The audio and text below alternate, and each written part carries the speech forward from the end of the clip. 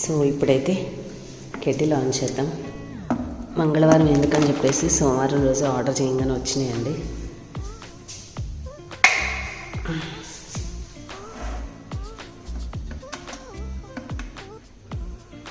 So సక్సెస్ఫుల్గా on అయింది kettle వచ్చేసి. ఒక్కొక్కసారి ఇక్కడ ప్లాస్టిక్ ఉంటుందండి. సో ప్లాస్టిక్ లేకుండా ఇక్కడ కూడా స్టీల్ ఉన్న చూసి తీసుకోండి, ఎందుకంటే నీళ్లు వేడిగా వస్తాయి కాబట్టి స్టీల్ ఉంటే బెటర్.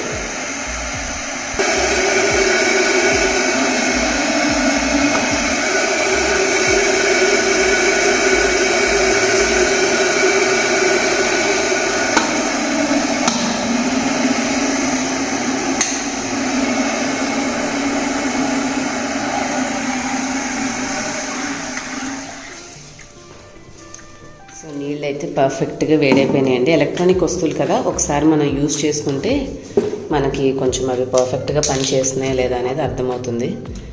సో నీళ్ళు కాగాయా లేదా అని చెప్పేసి కొంచెం ట్యాప్ వాటర్ పట్టి చెక్ చేశాను. సో నీళ్ళు మంచిగా హీట్ అయినాయి. సో ఇబ్బంది ఏం లేదు, రేపటి నుంచి మంచి నీళ్ళకి వాడుకోవచ్చు. సెకండ్స్లో మనకి ఇప్పుడు వాటర్ కావాలంటే అప్పుడు రెడీగా ఉంటాయి. సో చూసారు కదా, అబ్బా వేడి వేడి నీళ్ళు. కాస్త ఫేస్ వాష్ చేసుకోవాలన్నా బ్రష్ చేసుకోవాలన్నా కూడా ఊరికే ఆ బాత్రూంలోకి వెళ్ళే పని లేకుండా కొంచెం నీళ్ళు వేడి చేసుకొని ట్యాప్ దగ్గర అయినా సరే కడిగేసుకోవచ్చు. అండ్ ఇంకా నెక్స్ట్ వచ్చేసి ఇది ఉంది, దీన్ని కూడా కొంచెం వాటర్ టెస్టింగే చేద్దాం. సో కుక్కరే కదా, ముందే ఫుడ్ ఇవాళ ఏం వండలేం కాబట్టి సో దీంట్లో కూడా కొంచెం వాటర్ పట్టే వేడి చేద్దాం. సో ఫస్ట్గా యూజ్ చేస్తున్నాను.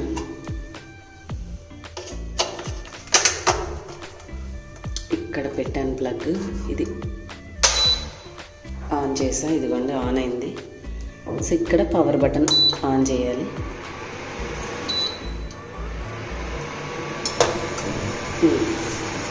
బౌల్ పెట్టాను. 1400 మనకి ప్రెషర్ కుక్కర్లో తీసుకుందండి. మనము దోశ చపాతీ అన్నామంటే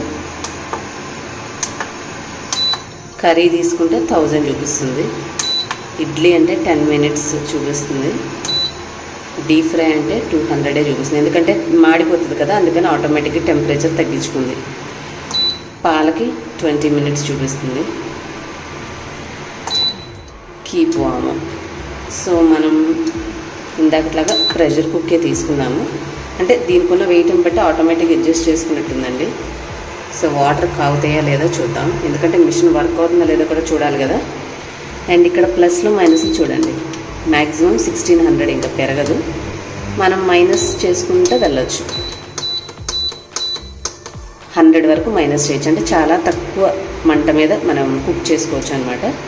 ఇది ప్లస్ చేసుకుంటే వెళ్తే మ్యాక్సిమం 1600 వరకు ఉంటుంది. 1600 watts మీద పనిచేస్తుంది. చాలా ఈజీగా ఉందండి. ఈ మెనూ కానీ మనం తగ్గించుకోవడం పెంచుకోవడం, ఆన్ ఆఫ్, ఇక్కడ కంట్రోల్ ప్యానల్ చూపిస్తూ ఉంది. సో కొంచెం కొత్త వాడాలి భయం అనుకున్న వాళ్ళు సింపుల్ బేసిక్ మెథడ్ ఇలాంటివి తీసుకుంటే మనకి ఎప్పుడన్నా గ్యాస్ ఇబ్బంది ఉన్నప్పుడు ఎమర్జెన్సీలో ఉపయోగపడుతుంది. సో వాటర్ చూసారా, బాయిలింగ్ స్టార్ట్ అయిపోయినాయి, అంటే మన మెషిన్ కూడా పర్ఫెక్ట్గా మంచిగా వర్క్ చేస్తుంది. సో రేపటి నుంచి ఏమైనా చేసుకోవాలన్నా దీని మీద కర్రీస్ కానీ చేసుకోవచ్చు, రైస్ పెట్టుకోవచ్చు, అన్నం వండుకోవచ్చు, అన్నీ ట్రై చేస్తాను. సో చేస్తే నేను ఎట్లా ఏ రెసిపీస్ చేసుకునేది కూడా మీతో తప్పకుండా షేర్ చేస్తాను. మనం హై టెంపరేచర్ పెట్టాం కాబట్టి వేడి ఎక్కువ ఉంది కదా. సో బాయిలింగ్ స్టార్ట్ అయిపోయింది చూడండి. వాటర్ కదా తొందరగా బాయిల్ అయిపోతున్నాయి. సో చూసారా ఇంత తొందరగా వేడెక్కిపోయినాయి. ఇంక ఇప్పుడు స్టాప్ చేసేసేద్దాం. స్టాప్ అయిపోయింది. ఎమర్జెన్సీలో ఉపయోగపడుతుందన్న ఉద్దేశంతో మనం తీసుకోవచ్చండి. ఆఫ్ చేసేసా. ఈ సౌండ్ అంతా కూడా అయిపోయింది, మీకు గందరగోళం లేకుండా. ఒకవేళ నేను వాయిస్ ఓవర్ ఇస్తే డైరెక్ట్గా ఇస్తాను, లేదంటే మీకు డైరెక్ట్ సౌండే పెట్టేస్తాను. సో అదండి. అండ్ ఇంకా ఇది వచ్చేసి మూడో రోజు ఉదయాన్నే బ్రేక్ఫాస్ట్ వచ్చేసి చక్కగా టమాటా పల్లి చట్నీ అండ్ ఇడ్లీ పంపించింది. ఆ తర్వాత 2 glasses పాలు, ఇద్దరికి కూడా పసుపు వేసి చక్కగా బెల్లం వేసి మరిగించినటువంటి పాలు కూడా రెడీగా ఉన్నాయి. కాకపోతే వెంటనే తాగలేము కదా, కొంచెం పక్కన పెట్టాను. ఇంకా ఈరోజు కొద్దిగా ఓపిక ఉంది కాబట్టి ఉన్న గిన్నెలన్నీ కూడా ఏవేవైతే నేను క్లీన్ చేయాలో అవన్నీ కూడా వాటర్ బాటిల్స్, వెజిల్స్ అన్నీ కూడా వీటిలో పెట్టిస్తున్నారు కదండి. సో అవన్నీ కూడా ఉదయాన్నే వాష్ చేసేసాను. కొంచెం ఓపిక్గా అనిపించింది కాబట్టి ఈరోజు చకచక లెగవంగానే ఇల్లు కొద్దిగా పైన ఊడ్చేసేసాను జాగ్రత్తగా. ఊడ్చిన తర్వాత గిన్నెలు క్లీన్ చేసేసాను అండ్ స్టవ్ దగ్గర మొత్తం అన్నీ కూడా సర్దేసి పెట్టేశాను. సో ఇంక ఇవన్నీ క్లీన్ చేసుకున్నాక బ్రేక్ఫాస్ట్ వచ్చేసింది కదా. సో ఇంకా ఇప్పుడు వెళ్ళైతే ఇడ్లీ తినేయాలి. సో ఈ విధంగా ఒక పక్కన డస్ట్బిన్ పెట్టుకొని అన్నీ మళ్ళీ యూజ్ చేయాల్సిన అవసరం లేకుండా మాకు సిల్వర్ ఫాయిల్ ఉంటాయి చూడండి. సో అల్యూమినియం ఫాయిల్ వాటిలో ప్యాకేజింగ్ చేసేసి పంపించేస్తున్నారు. సో ఇందులో తినడం పడేసేయడం, అవి పడేసినప్పుడల్లా అనిపిస్తుంది అరే ఇంత సిల్వర్ ఫాయిల్ వేస్ట్ చేసేస్తున్నామే అల్యూమినియం ఫాయిల్ అని చెప్పి. సో ఇంకైతే పొద్దున్నే మనకి ఫస్ట్ ఫ్లోర్ కదండి, మంచి ఎండ వస్తుంది.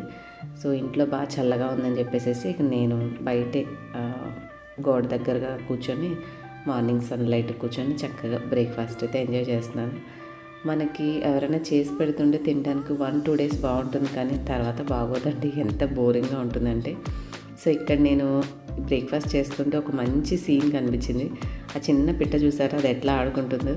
సో పైనుంచి కూర్చొని అలా మామూలుగా తినేసిన తర్వాత ఇట్లాగా వంగి చూస్తే అది రివర్స్లో పట్టుకొని మరి వైర్ని ఫీట్లు చేస్తుందన్నమాట.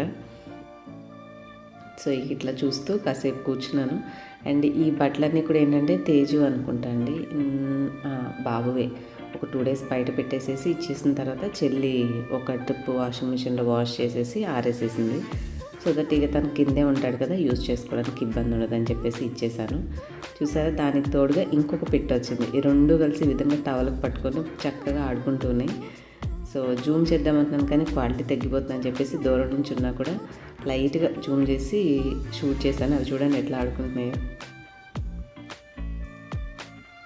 సో పైన ఫ్లోర్లో ఉంటే ఆ గార్డెన్లో వచ్చేటటువంటి ఏంటవి స్క్విరల్స్ ఏంటవి వాటిని, అలాగే తోటలో బాతులు ఉంటాయి, ఉడతలు బాతులు, అలాగే మంచిగా కోళ్ళు, అన్ని కుందేళ్ళు భలే కనిపిస్తూ ఉన్నాయి. మంచి టైంపాస్ అనమాట. కింద ఫ్లోర్లో ఉంటే మనకు అంతగా ఏం కనిపించవు, మనం పర్టికులర్గా గోడ దగ్గరకు వెళ్ళి చూస్తేనే అవన్నీ చూడగలుగుతాం. పైన ఉంటే మాత్రం ఇట్లాంటి మంచి మంచి సీనరీలు భలే క్యాచ్ అవుతూ ఉంటాయి. ఉడతలు కూడా గోడ మీద రన్ అంటూ పరిగెడుతూ భలే ఆడుకుంటూ ఉంటాయి. అండ్ మొన్న ఒక రోజు చూశానండి, ఎదురుగా ఒక చెట్టుకున్న ఫ్లవర్లోకి వచ్చి మరి ఆ పిట్ట ముక్కు పెట్టేసి దాంట్లోంచి చక్కగా నెక్టర్ ఆ తేనెని తాగుతుందనమాట. సో భలే అనిపించింది. సో కాస్త ఒక్కొచ్చిందని చెప్పేసి ఆ రోజు గిన్నెలు కడిగేసి ఇల్లు ఉడిచేసి ఈ పనులన్నీ చేసేసరికి మధ్యాహ్నానికి మళ్ళీ షివరింగ్ వచ్చేసింది అనమాట ఒళ్ళు. ఇంకా ఏదో సంథింగ్ వీడియో ఏదో పెట్టుకొని ఇంకా బోరింగ్గా ఉన్నాను ఒక్కదాన్ని అని చెప్పేసి అలాగ వింటూ పడుకున్నాను. పని ఏంటంటే కొంచెం ఫుడ్ మనం ఏ పని చేయకుండా ఖాళీగా ఉంటే ఏదో చాలా ఎనర్జీ వచ్చిన ఫీల్ వస్తుంది. సరే బాగుంది కదా ఎనర్జీ అని చెప్పేసి గబగబా గిన్నెలు కడిగేసి ఆ పని ఈ పని అన్నీ చేసేసరికి మధ్యాహ్నానికి ఒళ్ళు నొప్పులు వచ్చేసాయి. ఇక దుప్పట్టేసేసుకుని అలాగ నిద్రపోయాను. అండ్ ఇంకా ఆ రోజు నాకు ఇది సాస్ ప్యాన్ కూడా వచ్చింది. అంటే పాలు కానీ సూప్ కానీ ఏమైనా చేసుకోవాలి అంటే మనకి ఎంతసేపు నాన్ స్టిక్ గిన్నెలు అంత పెద్దవి పెట్టలేం కదండి. మీకు చూపించాను కదా గ్రనైట్ మోడల్వి. సో అవి కాకుండా ఇది ఒకటి పెట్టుకున్నాను. సో ఇది కూడా అంత ఎక్కువ కాస్ట్ ఏం కాదు, లైట్ వెయిట్గా ఉంది. ఇంట్లో నేను ఇంతకుముందు గుంటూరులో ఉన్నటువంటి సాస్ పాన్ అయితే చాలా స్టిఫ్గా మందంగా ఉంది, కొంచెం సైజులో దీని మీద చిన్నగా ఉంది. ఇది లైట్ వెయిట్గా ఉంది కానీ ఎటువంటి అడుగు అంటడం మాడడం అట్లా ఏం లేదండి. యూజ్ చేస్తాను కదా. మనకి మెయిన్గా ఇండక్షన్ స్టవ్కి ఇట్లాంటి బేస్ ఉన్నాయి తీసుకోవాలన్నమాట. ఇవైతేనే కరెక్ట్గా అక్కడ ప్రాపర్గా మనకి దాని మీద ఆనుకుంటుంది కాబట్టి మనం పాలైనా ఏవైనా మంచిగా కాచుకోవచ్చు. ఒక 1/2 లీటర్ పాలకి పర్ఫెక్ట్గా సరిపోతుంది. నేను ఒక ప్యాకెట్ సపరేట్గా తీసుకుంటున్నాను కాబట్టి అది కట్ చేసి వేసేసి సేఫ్ సైడ్గా చెక్క గరిటె ఉంది కదా అది దాని మీద పెట్టేస్తాను. ఒకవేళ పొరపాటున కొంచెం పొంగినా మరీ ఎక్కువ పొంగకుండా మేగడ కింద పడిపోకుండా దానికి తగిలి అట్లా వెళ్ళిపోతుంది. అండ్ ఇదైతే మంచిగా గోడకు కూడా మనకి మేకు కానీ హ్యాంగర్స్ ఉంటే హ్యాంగ్ చేసుకోవచ్చు. పెద్ద బరువుగా లేదు కాబట్టి ఇబ్బంది కూడా ఏం లేదు. అండ్ గ్లాస్ లిడ్ మనం ఏదన్నా కుక్ చేసుకున్నా కూడా పని అయిపోగానే మళ్ళీ ఏవేవో వేరే ప్లేట్లు ఎత్తుకునే పని లేకుండా దీని ప్లేట్ దీనికే ఉంటుంది. సో అందుకని చెప్పేసి ఇక ఇది ఒక్కటి కూడా ఉంటే బెటర్ అని దీన్ని కూడా ఆర్డర్ చేశాను. ఇంక ఇప్పుడైతే ఆల్రెడీ మేము తీసుకున్న పాలు తినంగానే తాగలేము కదండి. వాళ్ళు ఏంటంటే మనకి త్వరగా అన్నీ చేసి ఇచ్చేయాలనేసి వెంటనే ఇచ్చేస్తారు. సో తిన్న తర్వాత మాకు హెవీగా అనిపించి కాసేపు ఆగిన తర్వాత పాలు చల్లగైపోయినాయి కదా, సో కాద్దామని చెప్పేసి పెట్టాను. నేనైతే హీట్ మిల్క్లో పెడితే ఏంటంటే అది మంట మనము సిమ్లో పెట్టి కొంచెం పొంగొస్తుంటే ఉఫ్ అన్నప్పుడు ఎలా కిందకి వెళ్తూ ఉంటుందో సేమ్ అదే స్టైల్లో ఇది కాసేపు హీట్ ఇచ్చినట్టుగా ఇస్తూ ఉంటుంది. అంటే నేను సౌండ్ పెట్టుంటే మీకు అర్థమయ్యేది. కొంచెం సేపు అది అసలు ఏమి రన్ అవునట్టుగా ఆగిపోతుంది. సో ఏంటంటే పాలు అలా పై వరకు వస్తున్నాయి, అది ఆగంగానే కిందకి వెళ్తుంది అనమాట. సో దట్ మనం ఏంటంటే సిమ్లో పెట్టి ఫుఫ్ అని ఊదితే ఎట్లా అది సెట్ అవుతూ ఉంటుందో అట్లా ఉందనమాట. ఇంకా మరీ మించి కొంచెం పైకి ఉంచితేనే పొంగడం అవుతుంది, కానీ లేదంటే నార్మల్గా అయితే చాలా బాగుందండి. మిల్క్కి నాకు చాలా బాగా నచ్చింది. అంటే ఇదే అడ్జస్ట్ చేసుకుంటూ ఉంటుంది, పైకి వస్తూ ఉంటుంది, కిందకి వెళ్తూ ఉంటుంది. కీప్ వామ్ అనే ఆప్షన్ ఉంది, దాంట్లో పెడితే హీట్ అవుతూ ఉంటుంది, కానీ అట్ ద సేమ్ టైం అది ఆగుతూ కూడా అట్లాగా మేనేజ్ చేస్తూ ఉండిద్ది పొంగిపోకుండా. సో ఇది పాలకి నాకు చాలా హెల్ప్ఫుల్గా అనిపించింది. ఫస్ట్లో కొంచెం ఏంటంటే కొద్దిగా పొంగాయి, కానీ క్లీనింగ్ కూడా ఈజీగానే ఉంది, ఇబ్బంది ఏం లేదు. దానికి ఉన్న డిజైన్ వల్ల దాని బటన్స్ మీదకి రాకుండా పక్కకు కారిపోతుంది. సో నేనేం చేశానంటే ఫ్లాస్క్ ఆల్రెడీ ఉంది కాబట్టి వాటిని ఒకసారి కాచేసి మూత పెట్టేస్తే మనకి ఈవినింగ్ వరకు వేడిగా ఉంటాయండి. సో కొంచెం ఒక గంట అట్లాగా హాయిగా తాగొచ్చులే అని చెప్పేసి ఊరికి కిచెన్లోకి రాలేము కదా, సో ఫ్లాస్క్లో కాచేసి పోసేసి పక్కన పెట్టేసుకున్నాను. సో ఇట్లాంటి టైంలో మనకి ఫ్లాస్క్ ఉండడం కూడా చాలా అవసరం. సో కెటిల్ అయితే నీళ్ళకి ఒక సెకండ్ అలా పెట్టుకోగానే గోరువెచ్చగా చేసుకోవచ్చు, కానీ పాలు కానీ కాఫీ అలవాటు ఉన్నవాళ్ళు, టీ అలవాటు ఉన్నవాళ్ళు ఒకసారి కాచి వేడివేడిగా దీంట్లో పెట్టేసుకుంటే మనకి ఎప్పుడు తాగాలని అనిపిస్తే అప్పుడు తాగొచ్చు. సో అదండి, థర్డ్ డే వచ్చేసి ఈ విధంగా నా మార్నింగ్ రొటీన్ అయితే గడిచింది.